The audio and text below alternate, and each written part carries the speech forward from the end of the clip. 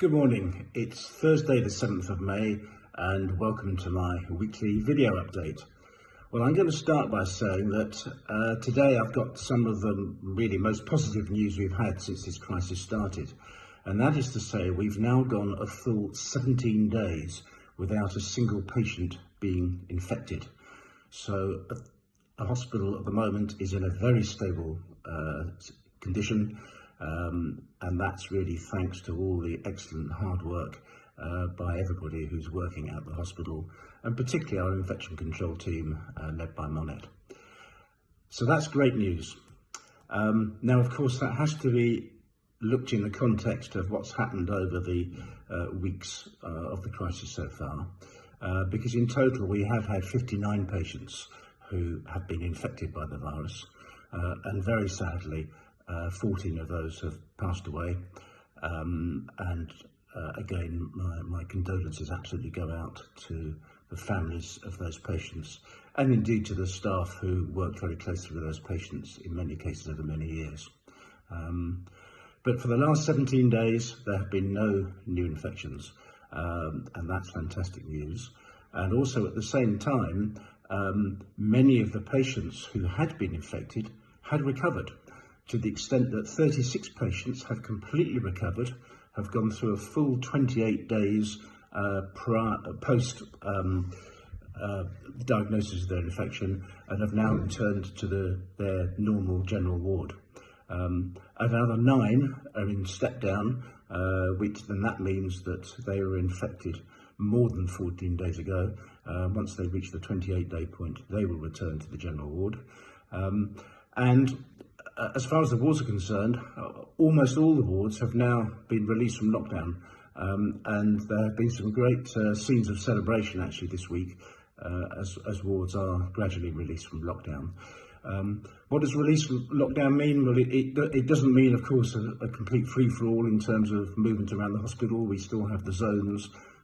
We still have to restrict movement, but it does mean that patients are able to use the day rooms, which they aren't if a ward is in lockdown, and they're able to do things like go out into the gardens. So again, that's all, I think, great progress. But I now have to give a word of caution because 17 days without infection is great news, but this is a really dangerous time where we cannot afford to be complacent, because I think there's a great tendency to think, well, if we've got stability in terms of no infections, then maybe life can start to return a little bit towards normal.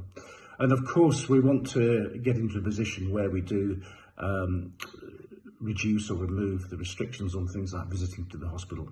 But we're not in a position to do that yet, because, and you will have read in the national press, the risk of there being a second wave of infection is high, and we absolutely want to do all we can to prevent that happening at the RHN.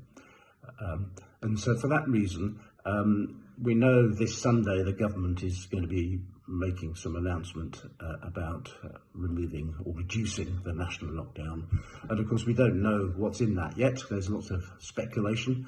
But I think I need to remind us all that we started the lockdown of the RHN 2 or 3 weeks before the government lockdown, and I think that's put us in good stead.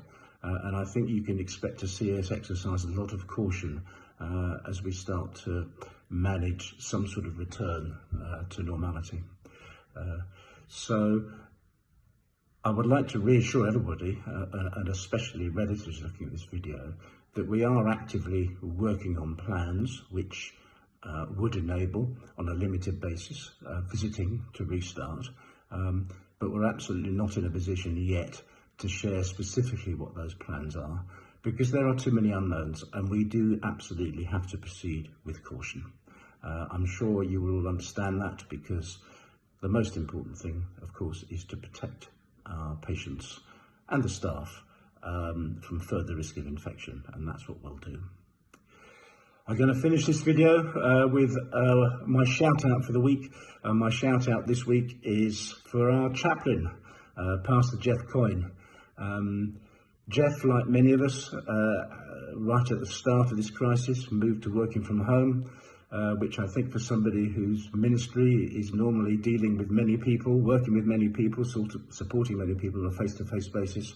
But I know that Jeff has done a fantastic job of using video technology to continue to provide support to patients, to relatives and to staff.